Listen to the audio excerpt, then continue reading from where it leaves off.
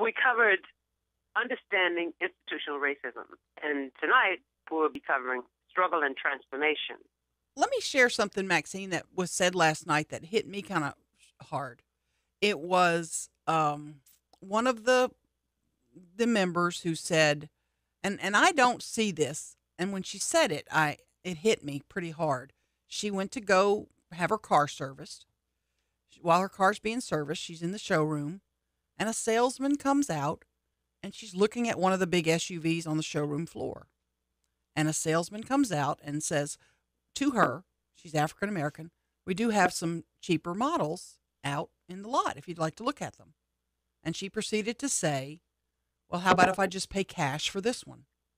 To me, that sales lady, to me, she may have said that because of the way I dress or whatever, but an African American hears that no matter what you meant by it as racist, correct?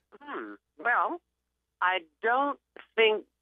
Let me say this: African Americans hear that kind of thing so much until you might say, hearing it over and over forces an African American to discern, oh, this time they didn't mean it because I was black.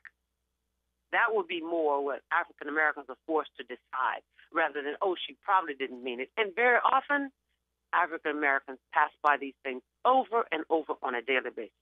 By the time they tell it to a person who's white or in a group that's white, whites are saying, I can't believe that. And that's how I felt. I was like, somebody really said that to you? And it's like, it happens all the time. And I don't see it. I don't understand it. So it's hard for me to put my brain around it. Well, the understanding in America that blacks are less, that blacks are poor, that blacks are a problem on America is still the way America operates. It's just so many things are being operated around race today that isn't said. It's so under the surface. And constantly there are these pricks daily in the life of an African American or other people of color as well. African Americans get the heaviest brunt of it and are told, now, don't go running around saying it was done because of your color. Why are you guys always whining about it's your color? Because many, many things that are done, if you don't see what you're doing and you don't see the results of it, you're going to keep doing it. And eventually, blacks just have to just keep their mouths closed so they can stay on their jobs, make money, and get along. And then they say, why can't we all get along? Blacks are getting along pretty well with having to live as if you're not having all the full American rights. And as we talked about in the white privilege session is it's invisible to whites to see all the privileges that you have and the color barriers that people who are not white face on a daily basis.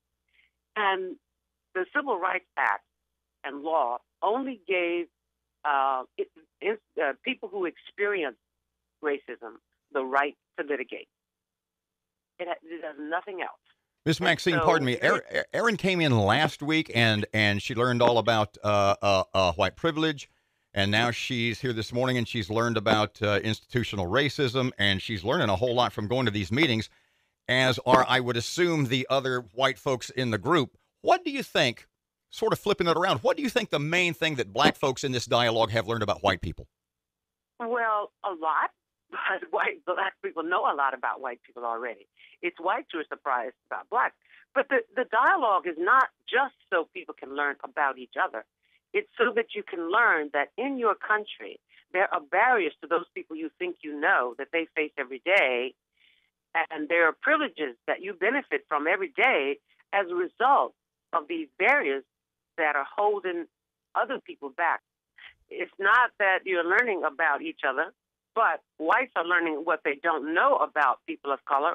People of color know a lot about whites. What we're learning is how our institutions operate around Americans who are white and Americans who are not white. What are some suggestions about institutional racism and changes that folks can make? What are you suggesting? Are we going to get to that?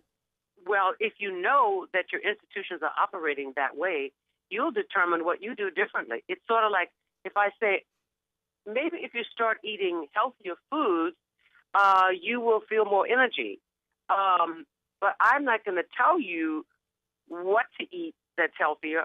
but I can tell you what healthy foods will do. But I don't follow you home and say, are you eating it? So what you learn in there, you will do with it just what you would do if you were taught about what's healthy.